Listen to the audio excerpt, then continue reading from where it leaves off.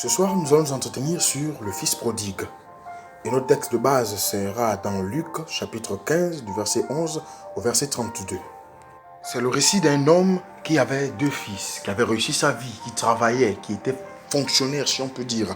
Un homme riche, qui ne manquait de rien. Il avait des hommes à son service. Il était très heureux. Ces deux fils, il y avait l'aîné et le cadet, naturellement. Et l'aîné était travailleur. Il ne cherchait pas les soucis. Il était toujours là à travailler, sachant où allait son investissement. Et le fils, lui, par contre, c'était un fils dépensier, un fils capricieux. C'est vrai qu'il travaillait, mais il n'était pas comme l'aîné. Parce que lui, il avait beaucoup de dépenses qu'il effectuait. Voici pourquoi l'histoire est appelée le fils prodigue. Le plus jeune dit à son père, au verset 12, « Père, donne-moi la part de fortune qui me revient. » Le père partagea son bien entre eux. Il partagea le bien entre l'aîné et le cadet. Le cadet prit tous ses biens, il estima un prix d'argent, il les convertit et s'en alla. Il quitta le sein de son père, il quitta la maison parentale, il quitta la couverture parentale, la protection parentale. Il sortit de la maison de papa. Comprenons bien l'expression. Il sortit de la maison de papa. Nous sommes des jeunes. Nous vivons dans un monde, nous vivons dans un territoire, nous vivons dans une maison, nous vivons sous une couverture. Et du coup, on décide de sortir de la maison de nos pères. Pour d'autres, ils n'ont pas de biens à demander à leurs parents. Pour certains, ils travaillent de leur plein gré. Mais ce jeune homme sort de la maison de son père et il dit, je veux aller m'investir ailleurs. J'investis de mon temps, j'investis de ma force, j'investis de ma jeunesse, j'investis de mon énergie dans la maison de mon père. Qu'est-ce que j'ai? Qu'est-ce que je fais? Qu'est-ce qui va me revenir? Alors il dit non, c'en est assez. Moi, je préfère aller investir ailleurs. Ailleurs, c'est dans le monde extérieur. Il veut aller confronter la réalité du monde extérieur. Alors sans plus tarder, il prend tout et il s'en va. Et lorsqu'il s'en va, lorsqu'il arrive là-bas, il est hébété, ou bien il est tourmenté par ce qu'il vit. Parce qu'en un rien de temps, il a dilapidé tous ses biens. Il s'est fait des amis qui l'ont aidé à tout dépenser. Et il était là dans la débauche. La Bible dit qu'il vivait la débauche. La débauche, un désordre. Il était dans le sexe, il était dans l'alcool, il était dans peut-être les stupéfiants, il était dans beaucoup de choses. La débauche, une vie de débauche, instabilité psychologique, instabilité émotionnelle, parce que quelqu'un qui n'est pas stable émotionnellement va forcément se laisser manipuler. Il ne connaissait pas la débauche avant de sortir de la maison de son père. Alors, quelque part, il a été influencé par les éléments extérieurs qu'il a rencontrés. Ces éléments ont sémé en lui et cette sémence a produit la vie de débonnaire. Ah, si tu es d'accord avec moi, dis simplement Amen de là où tu es. Alors, lorsque ces effets-là se répercutent et se font ressentir, la Bible dit, dans le pays dans lequel il était, il y eut de la famine. Et il commençait à manquer de tout. Verset 16, il est dit, il aurait bien désiré se rassasier des carottes que mangeaient les cochons, mais personne ne lui en donnait, frère. Même ce que le plus misérable, oui, a facilement, a très facilement. Toi, tu n'arrives plus à l'avoir. Parce que quoi? Tu es sorti de la maison de ton père, tu n'as pas su comment investir de l'énergie que tu avais, tu n'as pas su comment investir du temps libre que tu avais, tu n'as pas su comment investir de la connaissance et du savoir que tu avais. Frère, tu te précipites, tu veux prendre des décisions à la hâte, tu veux sortir, oui, du savoir, tu veux sortir de la connaissance, tu veux sortir de la sagesse, parce qu'au sein de ton père, au milieu, dans la présence de ton père, il y a les enseignements, il y a la connaissance, il y a la culture, il y a le savoir-faire, il y a la diplomatie. Ton père t'enseigne comment comprendre la vie, comment prendre la vie, comment engager les tournants de la vie. Mais toi, tu dis non, mon père il est trop vieux jeu, mon père il est trop grincheux, mon père il est trop ceci, il est trop cela. Oui frère, qui perd ses pères a perdu les repères. Tant que tu n'es plus là à téter, oui papa, lorsque tu n'es plus là à écouter les conseils d'un père, mon frère, tu commences à courir à ta perte. Tu as les projets d'investissement, il te faut un mentor, quelqu'un pour t'encadrer, parce que ce jeune homme avait perdu les repères, ce jeune homme avait perdu les cadres, ce jeune homme avait perdu tous ses repères parce qu'il n'avait plus son père. Frère, quand il était en manque, il disait, papa, je veux ceci, papa donne, papa, je veux cela, papa donne. Parce que papa était le garant de son bien-être, le garant de toutes ses satisfactions. Mais papa n'est plus là, papa n'est plus là. Qui peut encore t'encadrer? Qui peut encore te consoler? Qui peut encore te conseiller? Tu es seul face à la dure, tu es seul face à la réalité, tu es seul face à la vie. À toi de te débrouiller. Mais souvent, on fait les mauvais choix, on prend les mauvaises décisions. On a envie d'investir, mais on ne sait pas à qui se confier. On se confie à n'importe qui, on s'adonne à n'importe quoi, on se livre à toutes les pratiques comme on ne les connaissait pas auparavant, comme on ne les avait jamais pratiquées. On se dit que ce sont des bonnes pratiques. Oui, comme je vois un jeune de ma génération faire X élément, tel élément, ça veut dire que cet élément, forcément pour tous les jeunes de ma génération, sera, oui, bénéfique. Entre-temps, beaucoup sont de la dépravation de mœurs. Oui, les jeunes de ta génération sont de la dépravation de mœurs, sont dans beaucoup de choses obscènes, mais ne savent pas comment investir leur temps. Beaucoup de choses, c'est quoi? C'est l'alcool, c'est la prostitution, c'est la sexualité à outrance. Beaucoup se souillent l'esprit, beaucoup se souillent l'intelligence, beaucoup bafouent leur corps, beaucoup détruisent leur corps, beaucoup ce sont les drogues, les stupéfiants. Mais toi, investis de ton temps. Si le fils a été appelé fils prodigue, c'est parce qu'il a dissipé son bien dans des choses qui n'en valaient pas la peine. Mais si tu prends ton bien, tu l'investis. Si tu prends ta connaissance, tu l'investis. Si tu prends ton argent, tu l'investis. Si tu prends ta bourse, tu l'investis. Si tu prends, oui, tes relations, tu choisis tes relations, les bonnes relations, et tu sauras comment gagner des bénéfices. Frère, même le temps que tu as, c'est une richesse. Même la jeunesse que tu as, c'est une richesse. Si tu connais bien investir ta jeunesse, si tu connais très bien investir de ta connaissance, de ton savoir, oui, de la jeunesse, de la vigueur que tu as, frère, je t'assure, tu ne vas pas le regretter parce que tu vas amasser beaucoup de choses et tu vas te réjouir. Pendant que dans le temps présent, beaucoup se réjouissent, beaucoup se réjouissent, mais demain ils vont pleurer. Beaucoup se réjouissent, mais demain ils vont pleurer. Oui, un dicton dit souvent, un dicton dit très bien, que malheur à l'enfant qui ne fait pas mieux que son père. Car celui qui ne fait pas mieux que son père a échoué. Oui, tu as eu quelque chose de ton père.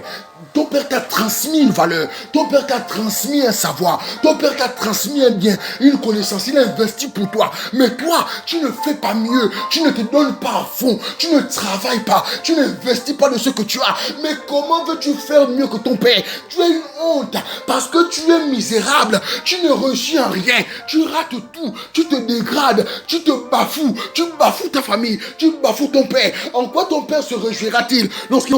Ton père a construit sa maison à l'âge de 30 ans. Toi, viens construire même à 25 ans. Ton père s'est marié à l'âge de 60 ans. Toi, jusqu'à présent, tu es dans la débandade. Tu te livres à des pratiques obscènes. Oui, après, tu vas finir par ramasser sida. Tu vas dire, mais qu'est-ce qui m'a pris? Frère, c'est le temps maintenant d'être conscient. C'est le temps de réaliser que tu dois investir de ton temps. Tu dois investir de ta jeunesse pour être la fierté de ta famille, pour être la fierté de ta mère, pour être la fierté de ton père. Tu dois savoir investir. Tu dois savoir te réaliser. Tu dois savoir te responsabiliser. Pour ce faire, il faut que tu choisisses, oui, ton entourage. Il faut que tu tries tes idées. Il faut que tu tries sur quoi tu médites. Parce que le jeune homme n'a pas su comment faire le tri dans sa tête. Il n'a pas su faire mieux que son père. Parce qu'il allait se bafouer. Il allait ridiculiser son nom. Il allait se ridiculiser. Il allait s'humilier. Il allait se rabaisser. Et il a perdu tout ce qu'il avait. Parce que même ce que le plus misérable pouvait s'obtenir, oui, lui, il voulait même manger les caroubes que mangeaient les cochons. Mais personne ne lui en donnait parce qu'il était devenu tellement misérable. Frère, la valeur que tu as aujourd'hui, tu vas la perdre demain si tu ne sais pas comment investir de ton temps. La valeur que tu as maintenant, tu vas la perdre après-demain si tu ne sais pas comment investir de ta connaissance, investir de ta jeunesse. Alors fais attention, méfie-toi de ce que tu fais. Tu risques de le regretter devant. Cette histoire nous parle du fils cadet. C'est souvent les petits là. Tu n'as pas encore vécu, tu n'as pas encore d'expérience, mais tu commences à regarder les aînés de haut. Tu commences à dire, ah, il a raté sa vie. Mais tu rates aussi ta vie parce que tu fais les mauvais choix, tu prends les mauvaises décisions. Frère, regarde-toi, regarde ce que tu es, regarde comment tu es orgueilleux. Je t'assure, tu vas tomber, je t'assure, tu vas te briser parce que les autres ont commencé comme ça avant de devenir vieux sans s'être construits. Les autres ont commencé par là, par cet orgueil, par cette prétention. Alors toi, tu es jeune, commence à te rapprocher s'approcher d'un aîné et demande comment faire pour investir. Comment faire pour investir? Parce que lui, il est déjà passé par là. Lui, il connaît où il a raté. Il sait où il ne faut pas mettre le pied. Il sait où il faut mettre le pied pour que tu puisses réussir. Alors, beaucoup renient aujourd'hui les pères. Beaucoup fuient les pères. Mais les pères sont la base de tout commencement. Si tu es d'accord avec moi, dis simplement amène là où tu es. On prend l'exemple, Jésus et ses disciples. On prend l'exemple, Élisée, frère, Élisée, frère, là où tu es, tu as besoin d'un mentor. Là où tu es, tu as besoin d'être encadré, besoin d'être conseillé. Alors arrête d'être orgueilleux et laisse-toi modeler, laisse-toi enseigner. Alors, Jésus dit dans le livre de Jean, au chapitre 14, au verset 12, en vérité, je vous le dis, celui qui croit en moi fera les œuvres que je fais et il fera de plus grandes. Celui qui croit en moi, si tu as un mentor, si tu as un père, quelqu'un qui t'encadre, quelqu'un qui t'enseigne, tu feras ce que lui il a fait, tu feras comme lui, mais tu feras encore bien plus. Même Jésus le Messie, celui qui était Dieu, l'incarnation de Dieu sur terre, il dit, moi j'ai fait des choses, mais celui qui croit en moi, celui qui accepte mes ordonnances, il fera comme moi, il fera ce que j'ai fait, mais encore, il fera de plus grandes choses. Alors frère, ce soir je te dis, à toi de faire le bon choix. À toi de choisir où tu vas. À toi de choisir ce que tu décides de faire. À toi de choisir en quoi tu investis ton temps. À toi de choisir ce que tu fais de ta jeunesse. À toi de choisir ce que tu fais de ce que tu as déjà acquis comme bien. À toi de choisir ce que tu fais de ton père. À toi de choisir ce que tu fais de l'enseignement que te donne ton père.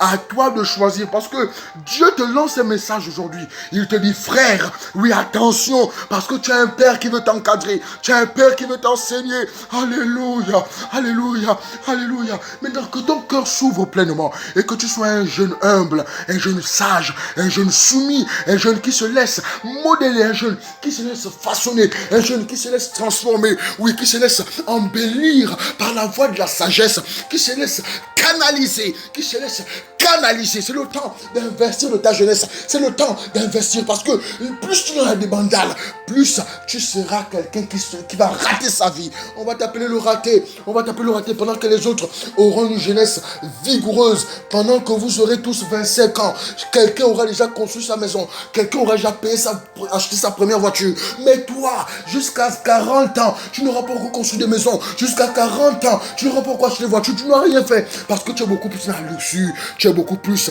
dans la mode, tu es beaucoup plus dans la technologie. Lorsque tu as 10 000, lorsque tu as 100 000, qu'est-ce que tu vas payer une chaussure, qu'est-ce que tu vas payer un téléphone qui coûte cher. En temps, si tu as quelque chose, tu investis, ça fructifie.